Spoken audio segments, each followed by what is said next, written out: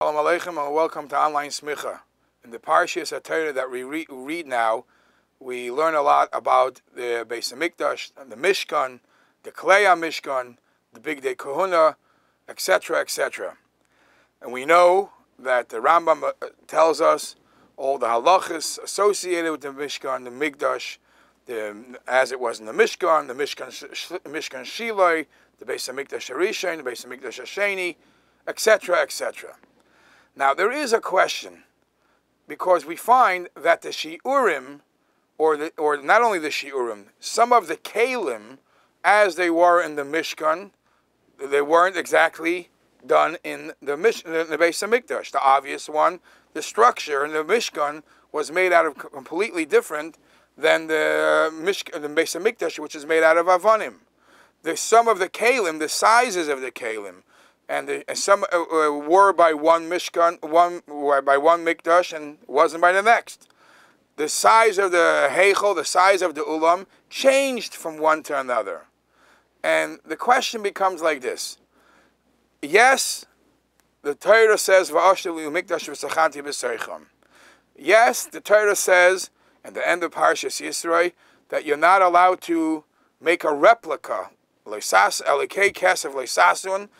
and from there we learn that you're not allowed to make a replica of what the holy house of HaKadosh Baruch Hu looked like.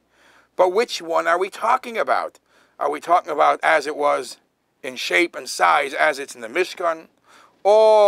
And that's when the mitzvah was given, as the Yidden were still in the Midbar? Or is it as it's in the Mikdash Rishon?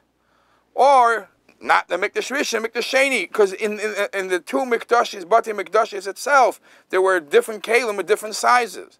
So is this an umbrella statement? You're just not allowed to do anything that was in any one of the three, or specifically in one? Now this question is an interesting question, and it's actually debated and brought in the Minchas Chinuch. In the Minchas Chinuch, Mitzvah Reish Nun Dalid, says, I have this dilemma. I can't zero in and tell you exactly what keli, which one of the kalim you're not allowed to build as a replica, because throughout the history it changed. It could very well be, says the Minchas Chinuch, that each one in its time, meaning to say that when the Mishkan was around, you were not allowed, there was an Isser to make a imitation, a replica of the Kalim or the structure of the Mishkan in its time.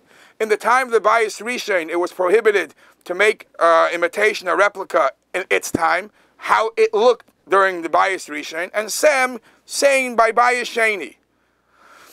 Uvechein, right now in Golus, says the Minchas Chinuch, where we don't have it, this halacha will not apply, and in Mirtz Hashem, then, and Mashiach will build the Beis HaMikdash, then the mitzvah comes back. At the time of the Beis HaMikdash HaShlishi, you're not allowed to make privately owned separate ones. But as we are in Golus, I don't know which one it refers to. And in some Svarim, they actually bring a raya to this. They say that there is a Masechta in Shas, Midas, Tamid and Midas, which talk about what took place in the Beis HaMikdash, took place in the Klei HaMikdash, the Karbonis, etc., etc.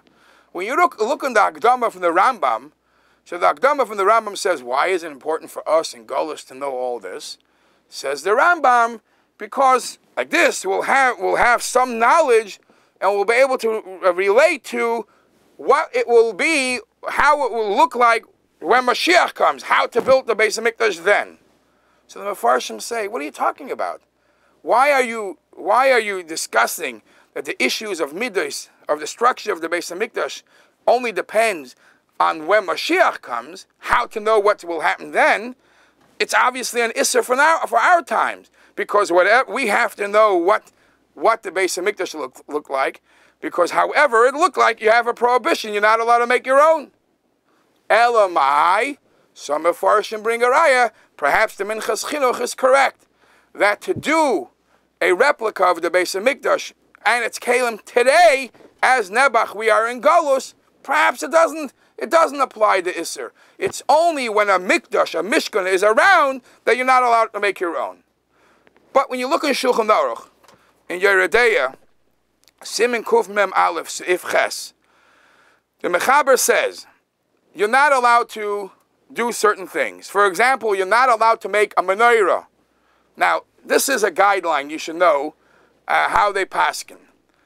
That there are certain kalim, that there is plan A, and then there is plan B.